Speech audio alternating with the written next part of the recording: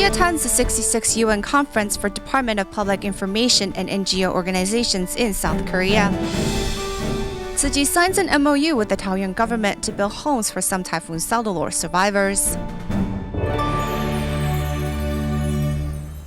Welcome to DaAi Headlines. I'm Marilee Shioda. Thank you for joining us. The 66th United Nations Department of Public Information and Non-Governmental Organization Conference began on May 30th in Gyeongju, South Korea. The theme for this year's event is Global Citizenship and Education to help achieve Sustainable Development Goals. United Nations Secretary General Ban Ki-moon spoke at the opening ceremony, noting the importance of educating young people. The three-day 66th DPI and NGO conference in Gyeongju, South Korea officially kicked off on May 30th. The theme of the conference was Education for Global Citizenship, with a focus on education to help achieve Sustainable Development Goals. United Nations Secretary General Ban Ki-moon attended the opening ceremony and called upon all sectors of the community to come together to promote global citizenship education and to encourage young people to work for a common cause. I told them that raise your voice. Of course, they should have dreams. They have passions. At the same time, they should have compassion. Only having passion will lead them to a wrong way. The passion should be accompanied by compassion. The UN announced 7 goals of sustainable development, with quality education being the foundation upon which all of these objectives are based. Before the opening ceremony, more than 100 young representatives gathered to exchange views. Many agreed that education should not be confined to the classroom, as they believe the internet and social media could be used for educational purposes with positive results. This meeting provides NGO representatives the chance to interact and exchange, sharing ideas about how different forms of education can help achieve the goals of sustainable development. Invited to attend the 66th UN DPI and NGO conference, Tzu Chi volunteers from different countries met in the city of Gyeongju to further promote Tzu Chi's education mission filled with humanitarianism. After the opening ceremony, the governor of North Gyeongsang Province, Kim Kwang-yong, stopped by Tzu Chi's booth to further get to know the organization. The Tzu Chi Foundation was invited to exhibit its educational ideals at the 66th United Nations DPI NGO conference held in the city of Gyeongju, the Republic of Korea. The Jingse aphorism displayed caught the attention of North Gyeongsang Province's governor, Kim Kwang-yong. His Jingse aphorism is, speak good words, think good thoughts, do good deeds, walk the right path. This is a good one. Tzu Chi volunteers from the U.S., the Republic of Korea, the Philippines, and Malaysia all came to help promote Tzu Chi's ideals and interact with conference goers. I am Korean, and in Korea, I get the feeling that people go to high school just to enter college, not like how Tzu Chi puts emphasis in humanitarian education. After further learning about Tzu Chi's global education mission, many of the guests praised the effort. In refugee camps, the education quality is often not good enough. So you have to keep a high level of education. If you don't do this education when they are refugees, you will have a generation of children without any hope. I think you are preparing to reach out in disaster preparedness, how to respect people in caring for in their times of need. That is a global education in one way. The 64 exhibitors at this conference hope that this international platform will further raise awareness and that education be available and open to all those willing to learn. Staying with some UN news, in the United States, Tzu Chi volunteers in New York recently invited members of the Unitarian Universalist Association and the people who began the global movement of Meatless Mondays to join the UN Ethical Eating panel. At the panel, many experts shared their research showing that embracing vegetarianism can help mitigate climate change. Tzu Chi has initiated Ethical Eating Day 111, a campaign to promote vegetarianism worldwide. Tzu Chi volunteers in the United States also invited members of Unitarian Universalist Association and people who power Meatless Monday movement to join a panel to discuss how vegetarianism can slow down climate change. Beef is really by far the most resource intensive in terms of land, water, greenhouse gas emissions, and reactive nitrogen. At the panel, experts in food production and related fields shared their latest research. They also hope that the public will help mitigate climate changes with the simplest and most effective method. Getting people to at least eat meat one day less a week is a good step in that direction. And hopefully, as we've seen with many people that participate in the movement, if they eat one day of meat a week with no meat, they're usually going to eat more days a week no meat. So I think it's a good step in the right direction. I mean, just from personal experience, when I joined Meatless Monday, I started not eating meat on Mondays, and now I have almost a vegan diet. Having proven the benefits and importance of vegetarianism, these experts hope that more people will embrace vegetarianism for its benefits on health as well as the environment. Tzu Chi volunteers in Hualien, Taiwan have long cared for residents of Yichang community. With the Dragon Boat Festival just around the corner, volunteers recently invited residents to a get-together where they made vegetarian sticky rice dumplings ahead of the festival. We need to add more water to the rice so it's cooked all the way through. If we don't add enough water, the rice will have a hard texture to it. To ensure that glutinous rice is steamed perfectly requires patience and skill. Despite the heat, volunteers work away to ready the ingredients needed to make glutinous rice dumplings. Today, volunteers have invited the community's seniors to join them.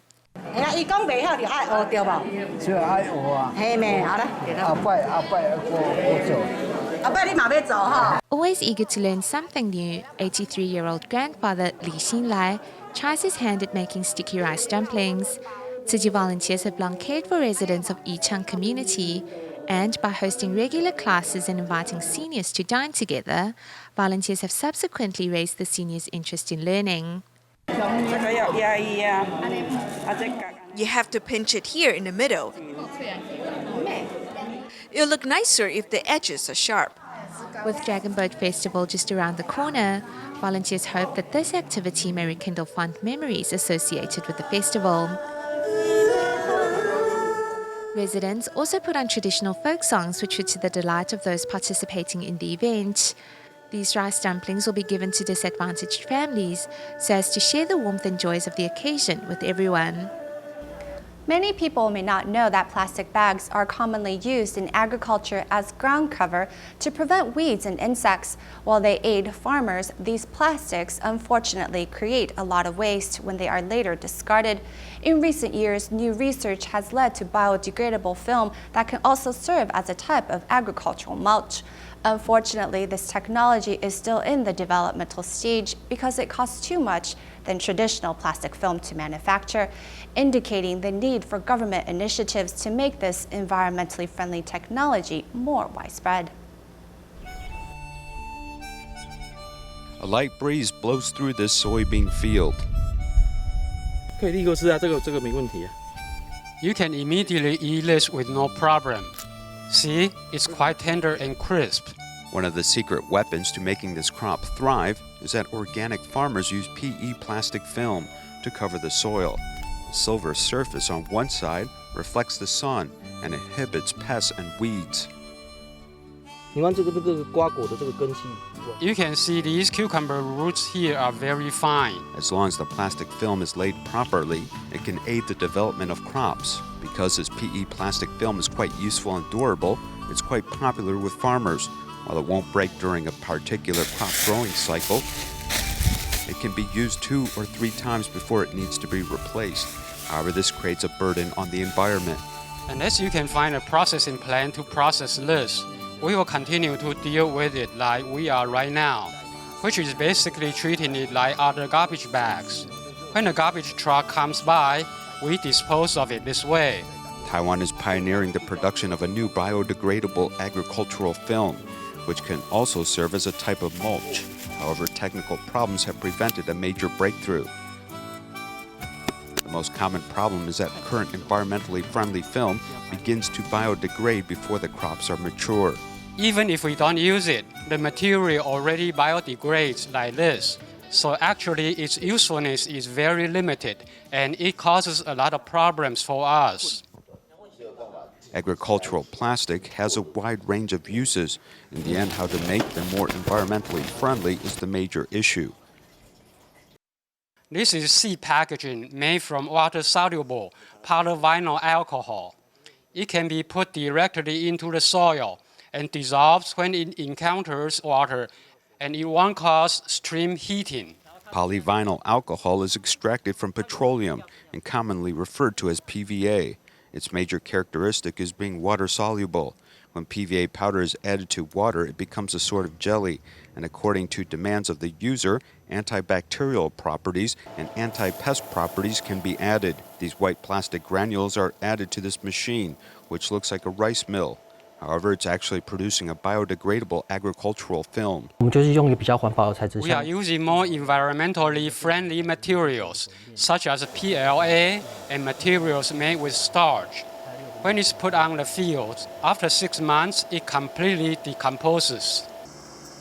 PLA is an abbreviation for polylactic acid, derived from cornstarch, which is a biodegradable material. This material we are making today is PLA, which requires a certain amount of starch. It reduces the amount of polylactic acid we need for this material. Adding starch makes it easier to work with. After the PLA powder is melted at a high heat, it is cooled in water, forming strips, then cut into pellets, and black toner is added. Later, it is subject to plastic extrusion, producing this agricultural film. After breaking through this technical bottleneck, a new generation of plastic film has been made with greater strength and toughness. Mass production is expected in 2017. However, the cost of this material is 2 times higher than traditional film, meaning widespread promotion may encounter difficulties. In Taiwan, technology is not a problem, but the government doesn't have any policies to support us or provide any incentives for farmers to use it. Environmental costs, as well as those borne by farmers, should be carefully weighed as more far-sighted policies are developed to improve existing agricultural patterns.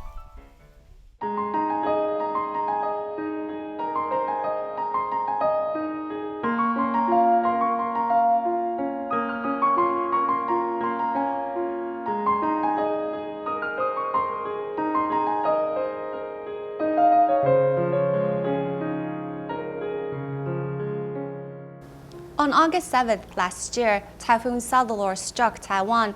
Among the areas most affected was a tribal village in Fuxing District, Taoyuan, where 14 families were left homeless. One of the residents was Ms. Hong, who was living with her family of 11 in a single household.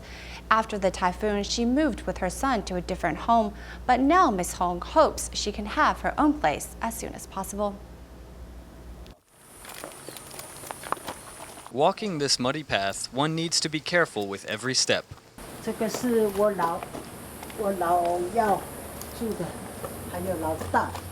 is the former residence of Miss Hong, where she lived along with 11 others. After the typhoon struck, their home was ruined. That day, my child gave me a call and told me that landslides were destroying our house. I couldn't believe it. Then my sister in Hsinchu gave me a call. When I saw it on the phone, I realized it was true. I just started crying, but our home had already been swept away. Old blankets and clothes are scattered about, with old possessions on the muddy ground. The structure and windows have also been damaged. The water swept in from the area and then flowed down this way. You can see how this window was also broken.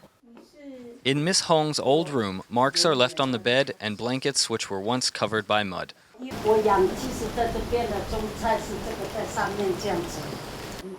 What was once a bustling home of a big family is now a place of rubble.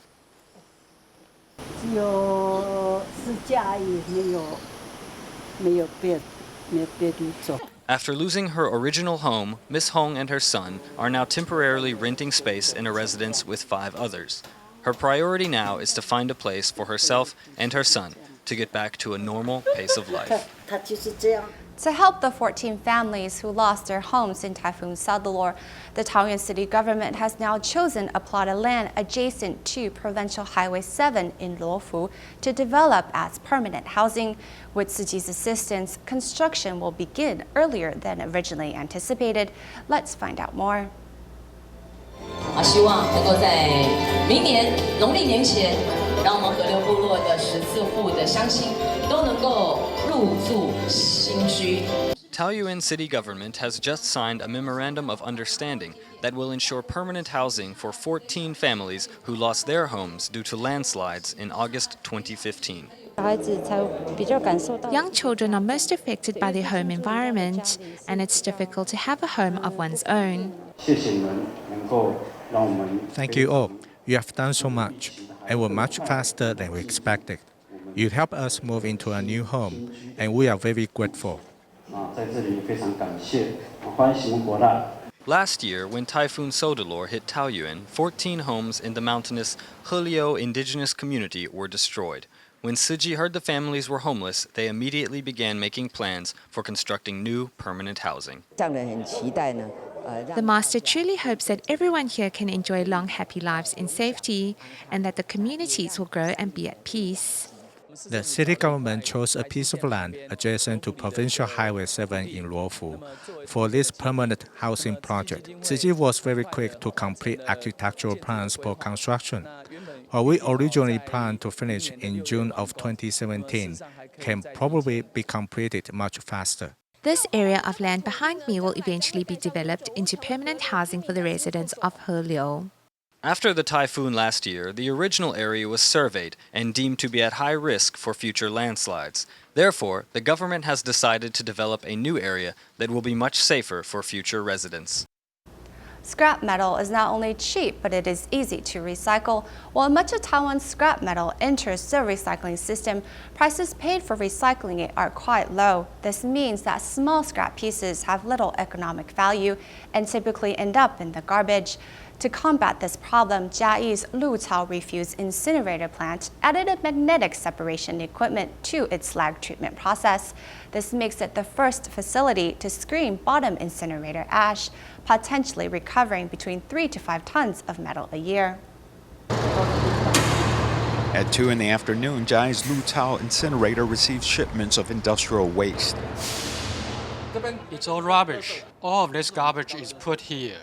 The Lucao incinerator can handle around 286,000 tons of garbage a year. Whether it's household or industrial waste or trash hauled by garbage trucks, it's all mixed in the storage pit. Separating these items that can't be incinerated is a major challenge for this facility.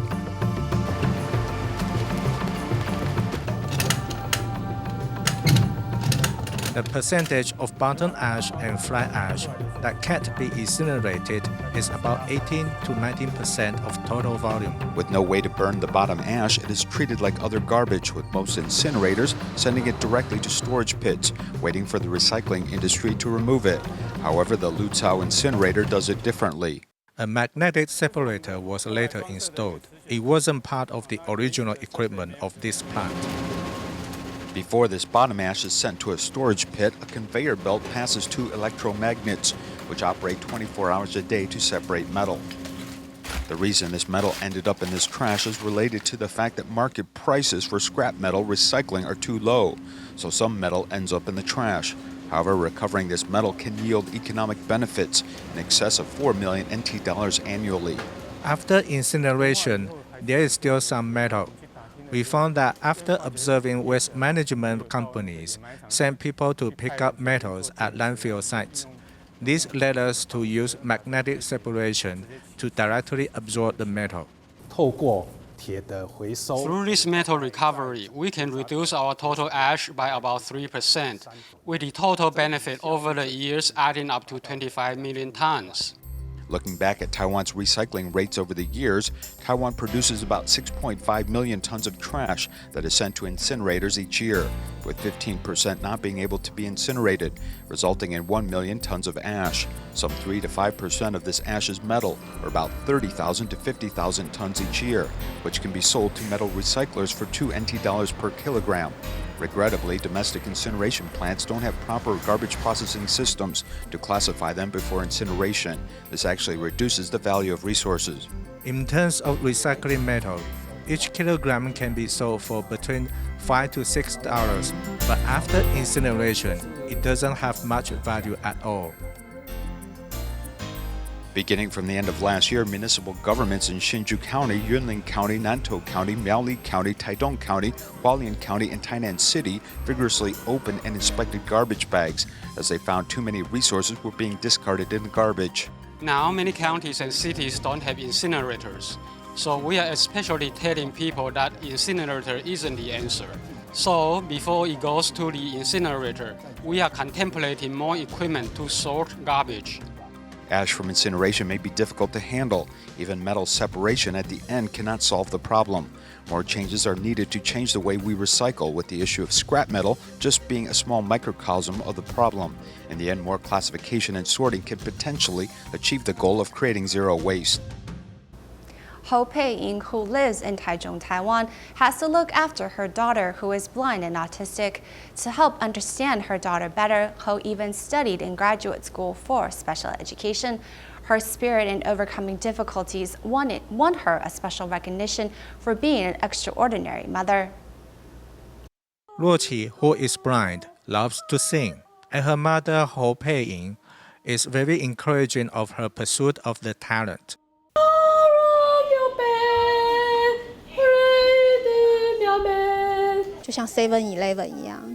I'm like a convenience store open 24 hours a day. I spend most of my time observing my daughter, so I know how to react to her and teach her.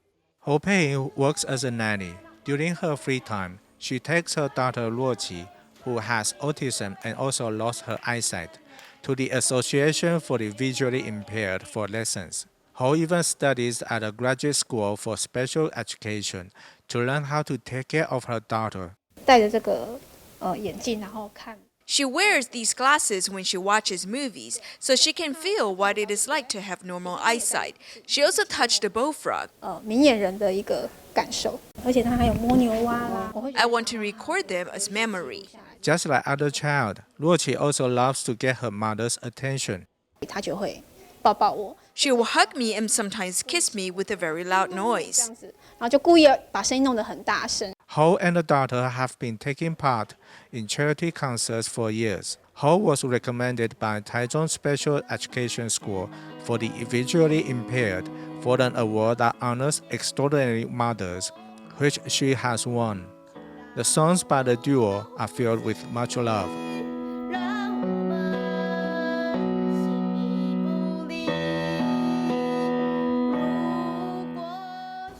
As the Duanwu Festival approaches, a dragon boat race was recently held in Kaohsiung, Taiwan. This is an annual event that racers train for. This year's competition was unlike previous years, where instead of dragon boats racing to the finish line, it was a game of tug-of-war. We will leave you with these images at the end of the program. Thank you for joining us. See you next time.